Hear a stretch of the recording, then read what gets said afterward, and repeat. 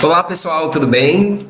Eu me chamo Robson, sou professor de História e hoje, no vídeo, nós temos uma aula sobre a civilização egípcia, uma civilização milenar que tem muitos mistérios, muitas curiosidades que vamos começar a refletir agora. O Antigo Egito foi uma civilização da Antiguidade Oriental, do Nordeste da África, que, consequentemente, no continente africano, sofreu profundas alterações climáticas e no relevo, levando à formação de uma paisagem bastante diversificada, com desertos, florestas, savanas, pântanos, planaltos, grandes lagos e montes elevados. O maior deserto do mundo, o Saara, por exemplo, surgiu dessas transformações do clima.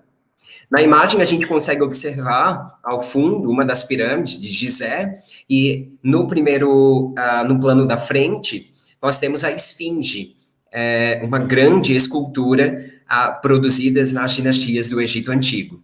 A República Árabe do Egito, atualmente, é banhada pelos mares Mediterrâneo e Vermelho, e a sua capital é a cidade do Cairo. O Egito foi uma das primeiras grandes civilizações da antiguidade. A civilização egípcia foi unificada por volta de 3.150 anos antes de Cristo por Menés, que juntou a política do Alto e do Baixo Egito. Em torno do Nilo, achados arqueológicos revelam que a região já era habitada por grupos humanos desde antes de 5.000 anos antes de Cristo. Os núcleos humanos neolíticos passaram a cultivar grãos, criar gado e a organizar as primeiras comunidades agrícolas, chamadas de nomos. Essas aldeias eram autônomas, ou seja, independentes. Com o desenvolvimento dos nomos e o crescimento da população, foi necessário aumentar a produção de alimentos, a agricultura, por exemplo, o cultivo de trigo, cevada, algodão, papiro, o linho, era a atividade mais importante do Egito Antigo. O Antigo Egito atingiu seu auge durante o Novo Império. O governo dos faraós terminou oficialmente em 31 a.C., quando o Egito caiu sob o domínio do Império Romano e se tornou uma província, após a derrota da rainha Cleópatra VII na Batalha do Ácio. Sobre o período dinástico, como que o Egito está organizado? Nós temos o Antigo Império, o Médio Império e o Novo Império. O Antigo Império data de aproximadamente 3.200 a.C. a 2.000 a.C. As principais características são: os faraós promoveram uma expansão do território para oeste, sul e nordeste, por volta de 2.200 a.C. As cheias do Nilo diminuíram, trazendo redução das safras e fome para a população. Para controlar a crise, vários nomarcas contestaram o poder central do faraó. O enfraquecimento político no Egito favoreceu as invasões de povos asiáticos na região do delta do Nilo. No Médio Império, data de aproximadamente 2.000 a.C. a 1.500 a.C., os nomarcas da região de Tebas, no atual Nilo, no Alto Nilo, expulsaram os invasores asiáticos e devolveram a unidade do império aos faraós. Por volta de 1.800 a.C., começou uma nova onda de invasões. Os Ixos, um povo vindo da Ásia, dominaram boa parte da região, mas a cidade de Tebas, ao sul, resistiu à sua conquista. Com os Ixos, os egípcios aprenderam a usar o cavalo e o carro de guerra, e a produzir utensílios e instrumentos de bronze mais resistentes que os de madeira, pedra e cobre. Os egípcios conseguiram expulsar os invasores em 1580 a.C., sob o comando do faraó Amoses I. No Novo Império, que acontece aproximadamente de 1580 a.C. a 525 a.C., nós temos as conquistas militares que ampliaram as fronteiras do Império Egípcio, destaque para a atuação dos comerciantes, que exerciam atividades dentro do Egito e com a Ásia, inclusive o tráfico de escravos. No século XIV a.C., o sistema de irrigação foi aperfeiçoado com o uso de um mecanismo conhecido no Egito atual como o Shaduf. Os templos de Karnak e Luxor, dedicados ao deus Amon, são exemplos da fase de esplendor do novo império. Nas imagens que se apresentam, nós temos a frase maior, né, do historiador Heródoto: o Egito é uma dádiva do Nilo, e no outro lado nós temos as 3 pirâmides de Gizé, Quéops, Quéfren e Miquerinos. A frase do historiador Heródoto, que viveu entre 485 a.C. e 420 a.C., lembra a importância desse rio na formação do povo egípcio. As suas margens criaram uma cultura e uma maneira de se organizar totalmente novas. Suas águas cortam o nordeste da África, uma região desértica, e transbordam todos os anos, ocupando as margens, deixando-as férteis, especialmente por causa do humus. Terminada a temporada das cheias, as suas águas voltam a ocupar o leito normal e deixam as margens prontas para o plantio. Sobre as pirâmides egípcias, elas tinham lados inclinados, telhado plano e degraus, chamadas de mastaba. Depois entre 2700 a.C. e 2600 a.C., foram construídas pirâmides sem degraus, como na região de Gizé. Nelas eram depositadas os corpos dos faraós e dos membros de sua família após a sua morte. Os faraós da quarta dinastia, o Quéops, o Quéfren e o Miquerinos, foram os que mais se empenharam na construção desses monumentos. O Alto Egito é a parte onde fica a nascente do rio Nilo. E o Baixo Egito é onde fica o delta, onde o rio Nilo desemboca no mar Mediterrâneo. O Alto Egito era a estreita faixa de terra com cerca de aproximadamente 900 quilômetros de extensão, começando em Assuã e terminando em Mênfis. O Baixo Egito foi o delta do Nilo, a norte de Mênfis, onde o rio se dividia em vários braços. Sobre a organização social no Egito Antigo, nós temos aquele que está no topo, o faraó, abaixo a nobreza, os escribas, os soldados, os artesãos, os camponeses e os escravos. Quem é o faraó? É um soberano todo-poderoso, considerado o Deus vivo. Era objeto de culto e sua pessoa era sagrada. O faraó tinha autoridade absoluta, concentrava em si os poderes político e espiritual. Ele ocupava o topo da hierarquia social, filho de Amon-Ra, o deus Sol, e encarnação de Horus, o deus Falcão. Por isso, esse governo é chamado de teocrático. Algumas imagens que representam especificamente as camadas sociais do Egito Antigo.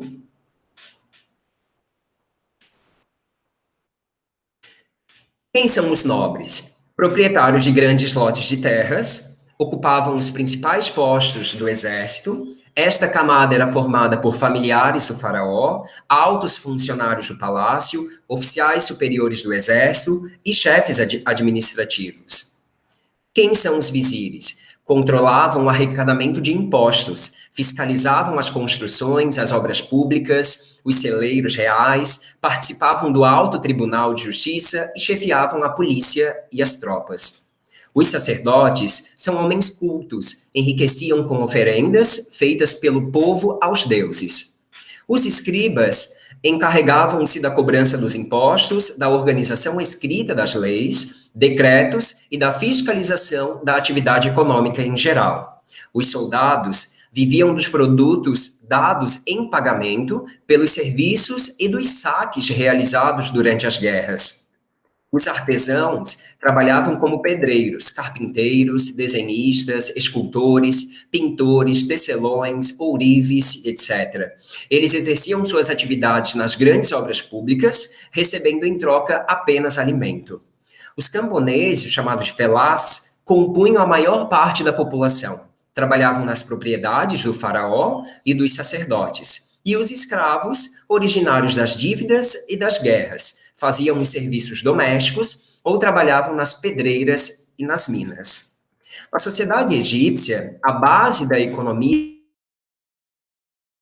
cultivavam trigo, cevada, frutas, legumes, linho, agrícola no túmulo de Naqib, a 18ª. No Egito Antigo, caracterizado pelo politeísmo, ou seja, os deuses tinham forma humana e representavam elementos da natureza, de antropozoomorfos. O lado do faraó foi baseado nos reis, o filho de Ra, posteriormente confundido com Amon, tornando-se Amon-Ra. A cultura egípcia era de religiosidade e a versão oficial da história egípcia era de caráter religioso. Os egípcios acreditavam que, após a morte, enviados. Depois de julgada no tribunal de Osíris, a alma voltaria ao mesmo corpo para uma nova vida. De acordo com a eternidade só seria conquistada por quem provasse ter sido justo durante a vida. O deus Anubis colocava o coração do morto em uma balança, junto com uma pena. Se o coração mesmo peso que a pena, o morto seria recebido no reino. Se sua alma seria destruída. Para o corpo se conservar e voltar a abrigar, os egípcios aperfeiçoaram a técnica de mumificação dos cadáveres. A mumificação era comum aos mortos das famílias mais ricas, pois era muito cara. Controlada pelos sacerdotes, a mumificação permitiu aos egípcios desenvolver o conhecimento sobre anatomia humana, favorecendo o avanço da medicina. Eles também desenvolveram a astronomia, a engenharia e também a matemática. Alguns deuses do Egito Antigo. Ra, que é o Sol, principal deus da religião egípcia. Tot, deus da sabedoria, que representa a lua. Anubis, deus dos mortos e do submundo. Bastet, deusa da fertilidade. Horus, deus dos céus. Osíris, deus da vida após a morte, da vegetação. E Ísis, deusa do amor, da magia. Alguns animais sagrados, os gatos, as vacas, touros, crocodilos, cães, burros, elefantes, peixes, gazelas, cavalos, ibis, leões, lagartos, macacos, carneiros, aves de rapina, serpentes e também alguns pedaços de carne. Nesse papiro, o papiro de Ani, nós temos a versão do Livro dos Mortos, que mostra especificamente o tribunal de Osíris, o coração e a pena, e alguns animais sagrados pertencentes ao Museu do Louvre. Nas imagens conseguimos observar alguns sarcófagos egípcios. Os sarcófagos eles eram ornamentados a partir das características pessoais do faraó ou dos membros de sua família. Sobre a educação no Egito Antigo, os ensinamentos eram passados de pai para filho e do mestre escriba para o discípulo, sendo que havia sempre uma continuidade da transmissão do ensino de geração em geração. A autoridade dos adultos era inquestionável. A educação ocorria de forma mnemônica, repetitiva, sempre baseada na escrita. O ensinamento voltava-se à formação do homem político para o bem falar, chamada retórica, depois para a valorização da educação, levando ainda ao saber comandar e se subordinar para não sofrer castigos. Contando com um intenso artesanato, o comércio também foi uma importante atividade econômica no Egito Antigo. Sobre a escrita no Antigo Egito, nós temos no século VII a.C., a demótica, que era de uso popular, tornou-se o estilo de escrita predominante, substituindo a hierática, que era a escrita para documentos. Em 1822, Após a descoberta da Pedra de Roseta e anos de pesquisa de Thomas Young e Jean-François Champollion, os hieróglifos, que faz parte da escrita sagrada, foram quase totalmente decifrados. A Pedra de Roseta foi escrita de 3 formas, em hieróglifos formais, em hierática e também em grego. Essa escrita, ela era colocada também na folha de papiro. A planta de papiro era abundante nas margens do Nilo. Suas hastes, depois de umedecidas, trançadas e batidas, eram utilizadas como suporte para a escrita. Podiam ainda ser empregadas na confecção de cestos, roupas e barcos, também na alimentação. A escrita hieroglífica, datada de 3200 a.C., faz parte de todo esse processo, né, de uma perspectiva religiosa sagrada. Sobre a arte egípcia, as figuras seguem a lei da frontalidade. Cabeça, pernas, peito, ventre e braços de perfil. Olhos, ombros, umbigo e baixo ventre de frente. Olhos, ombros, umbigo e baixo ventre eram sempre, então, mostrados a partir de uma perspectiva frontal. O personagem principal de uma pintura deve ser representado sempre maior que as personagens secundárias. Aqui a gente consegue observar na imagem a pintura na câmara tumular de Nefertari, uma mulher de Ramsés II, que traz essa perspectiva da arte egípcia. A arte estava, em geral, destinada à glorificação do faraó e à representação da vida de além-túmulo.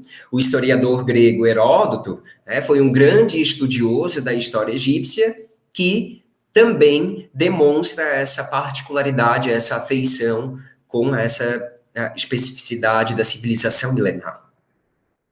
Nós temos na imagem o busto de Nefertiti, um desenho do faraó, o rei do Egito Antigo, que é frequentemente retratado vestindo cocar, hermes e um saiote ornamentado. Tutankhamon,